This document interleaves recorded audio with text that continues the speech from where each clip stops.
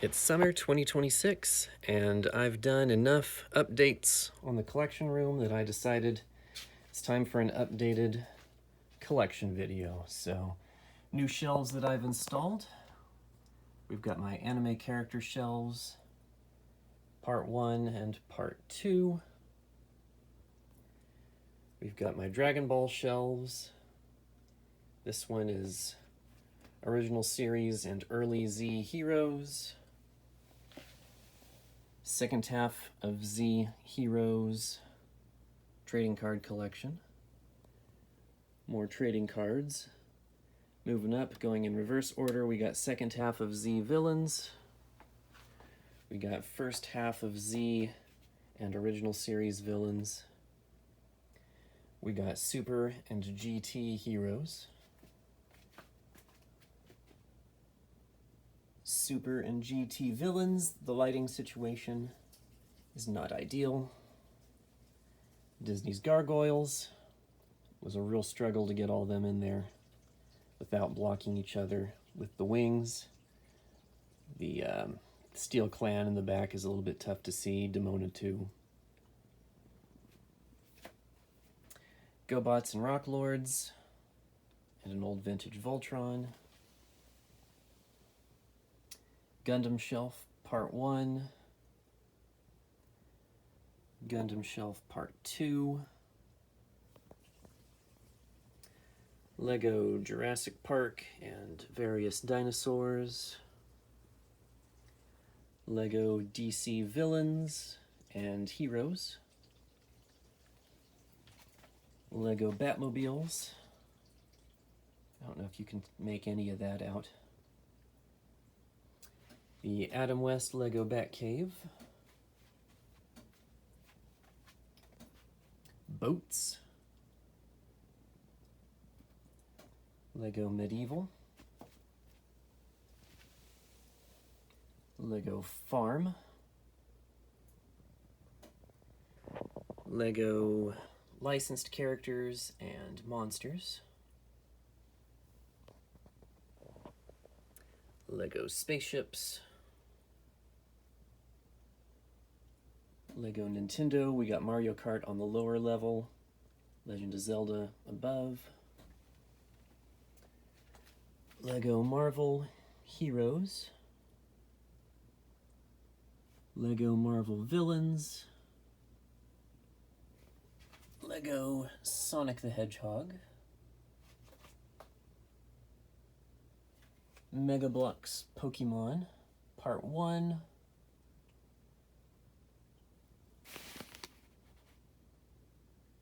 Lego just picked up that license, but so far I'm not interested in anything that they're putting out. Might change my mind in the future. Mega Bloks Pokemon Part 2. Lego Zoo.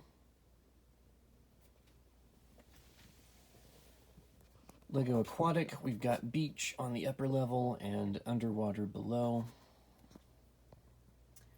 Mobile Armor Strike Command Heroes, got room for expansion. The Loyal Subjects just started this one. They've announced another wave, but we'll see if that ever comes out. Lonely Mobile Armor Strike Command Villain. Nintendo minifigures. Video game figures, mostly Resident Evil and Persona. More video game figures. Got some Three Houses, Fire Emblem Three Houses, Kirby, Metroid, Zelda. McDonald's McChangeables. I've got an almost complete set of the early 90s and a complete set of what they did just this year.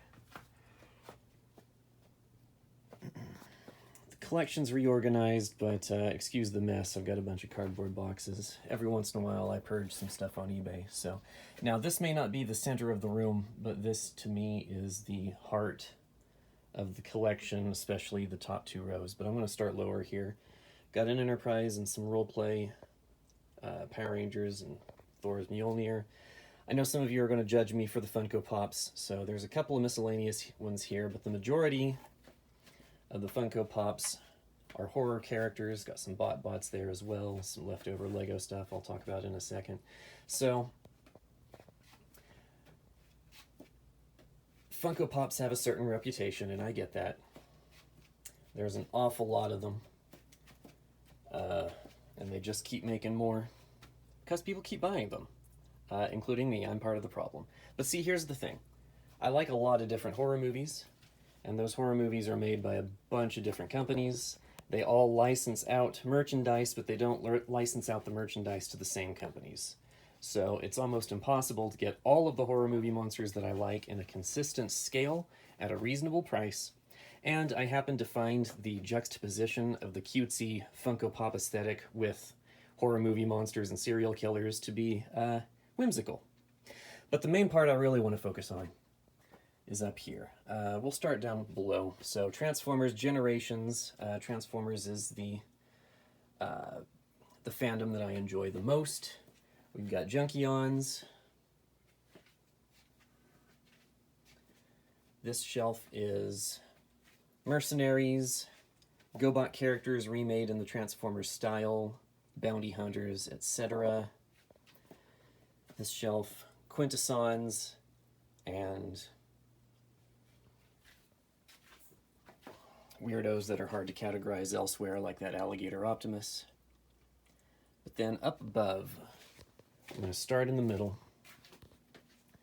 So this is the Chug shelf classics, Henkei Universe Generations, and they're organized not by the year the toy came out, but the year the character was introduced. So here in the middle, we've got Autobots and Decepticons from 1984 and 85, and then going outward, Autobots 86 and 87, Autobots 88 and 89, and then finally Autobots 1990 to present.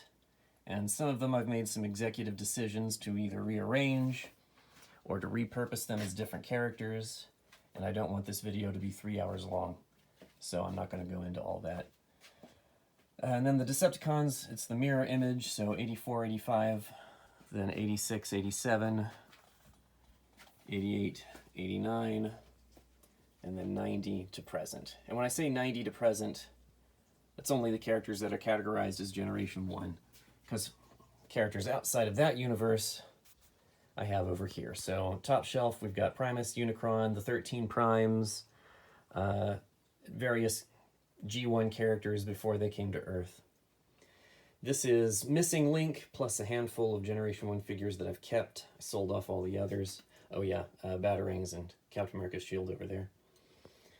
We've got Beast Wars. These are Maximals who either did not appear on the show or only appeared in the anime series Beast Wars 2nd or Beast Wars Neo. Below that, Beast Machines, Maximals and Viacons all together. To the right of that, Generation 2, but like Chug remakes. Above that, Predacons, who again did not appear on the show or only appeared in Beast Wars 2nd or Beast Wars Neo. Above that, we have Beast Wars characters who appeared in the show. It's a mixture of retro 90s figures and more recent Chug figures. And then above that, Robots in Disguise 2001. Moving over to this side of the room, we've got Unicron Trilogy Autobots, live action movie, though I've whittled it down to mostly the 2007 movie, the Bumblebee movie, and Rise of the Beasts, and a handful of figures from like Revenge of the Fallen and maybe some Dark of the Moon left over in there, just the ones that I like. I've pared this one way down because the movies are popular, but I'm just not a fan of Michael Bay's aesthetic. Below that, we have Transformers Animated. Below that, a mixture of Robots in Disguise 2005 and... No, I take it back. This is just RID 2005. Over here is a mix of Cyberverse and Earthspark. Really limited in the number of figures I collected from both of those lines. Above that, Transformers Prime.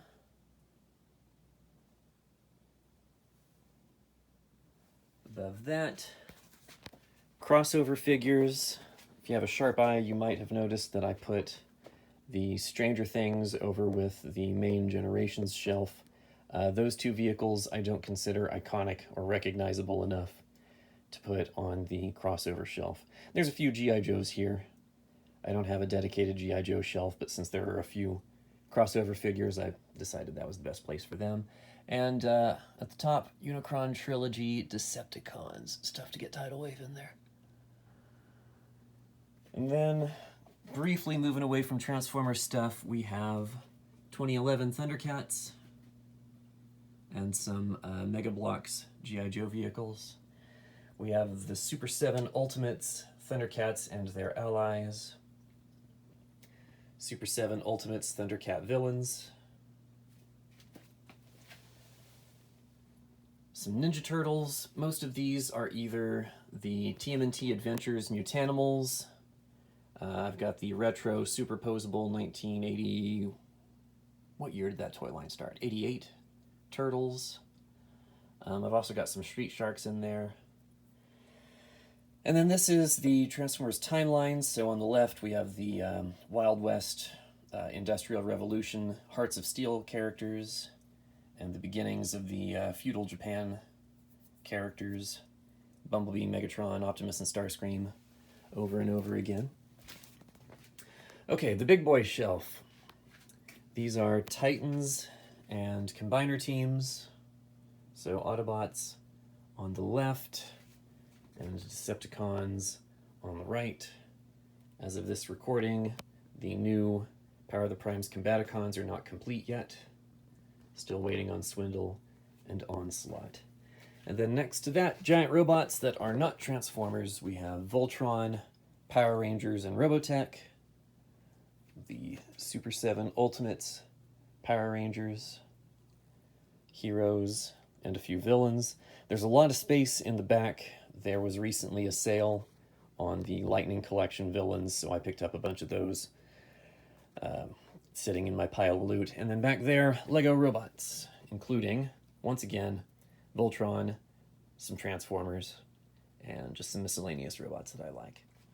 All right, you got a preview of this at the beginning of the video, so now the Lego City. Here's another wide shot of that again. I'm going to try to avoid getting too much glare from the naked light bulbs. I'm got some room for expansion, so there's some empty lots there. It's going to be a few years before those get totally filled in. And then I need at least one more set of road plates in order to make sure that everything is all connected. But we got a bank, used car lot, gas station. You'll see some celebrity cameos here and there. Car wash. We have the hotel, apartment complex with a hair salon and some other shops on the bottom. It's hard to get a good angle here. Shrimp Shack on this side. Bus stop. Some convenience store places there. Lego store. Guess I'll go the opposite side. All right, so there's the hotel from the front. Okay. Bear with me. Amateur cameraman here. All right.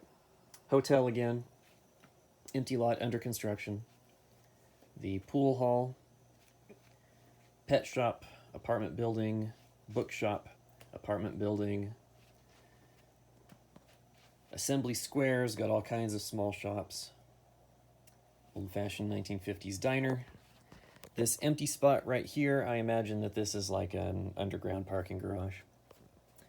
Got a hotel, movie theater, and then these shops, it's hard to get a view of these from the front, but we've got another burger drive-through, donut shop, pizza joint with a kendo dojo at top, Chinese restaurant, grocery store, sandwich shop, toy store, fabric and crafts store in honor of my mom, Lego store, and there's that bus stop with convenience store once again. Oh, and several of these are hidden side sets, so they're haunted. The shrimp shop is haunted, but it's okay. we got ways of dealing with the ghosts here. Over here, we got the Ninjago City.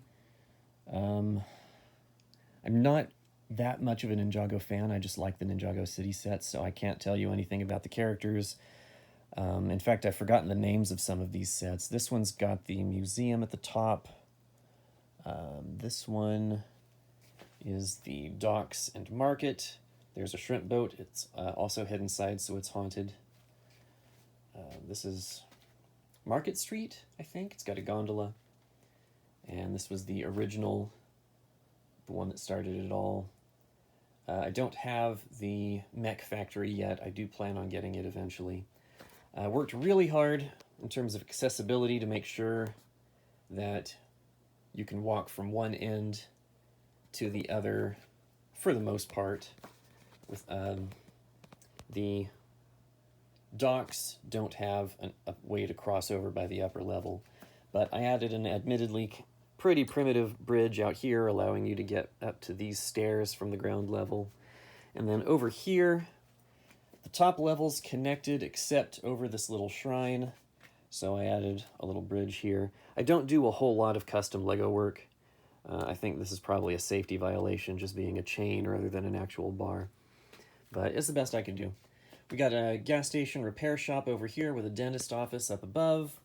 We've got some Harry Potter buildings. I'm not really a Harry Potter fan either. I just liked the look at the buildings. So let's wait until we get the arms done before we go to the center of the city. So over here, that's a Jurassic World building, but I've reimagined it as like City Hall. It's right next to the fire station, hospital, police station, and the Ghostbusters firehouse, so you don't have to worry too much about ghosts here. Big open spot, room for expansion. Statue of Liberty. Is this city supposed to be New York? I mean, we got Ghostbusters and Marvel landmarks, but it's whatever city you want it to be, I guess. We got a lighthouse, which is shorter than most of the skyscrapers. It's also haunted. We've got a Spider-Man bridge next to the Avengers Tower. Empty spot where the X-Men mansion is going to go eventually. We've got Spider-Man's Daily Bugle and Doctor Strange's house. Gonna walk through the middle of this arm to get a better view.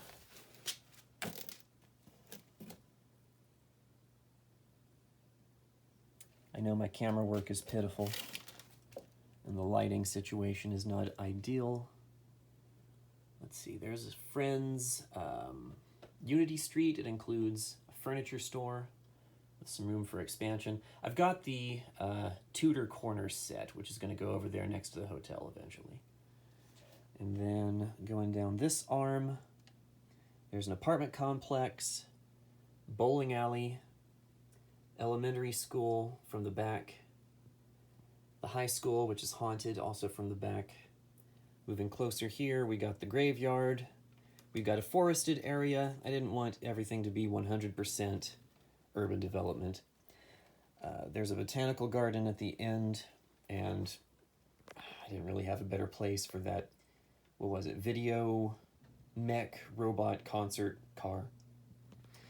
I admit this part is really thrown together. I don't have a strong concept for it. Across the street, another place that's tough to get an angle, but we've got the carnival, festival, state fair, whatever you want to call it, Ferris wheel, and a clown roller coaster, which is also haunted, snacks, refreshments, and mini games.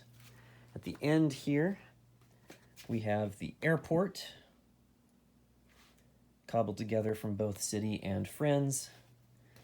I realize the Friends mini dolls and the traditional Lego minifigures clash, but I don't care. More diversity for my city, which is fine by me. Still can't quite get to the front of that school, but we can see the final arm here from this angle.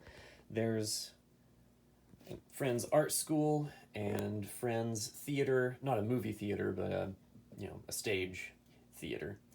I've got my food truck mall right here, including representations of me and my wife right there.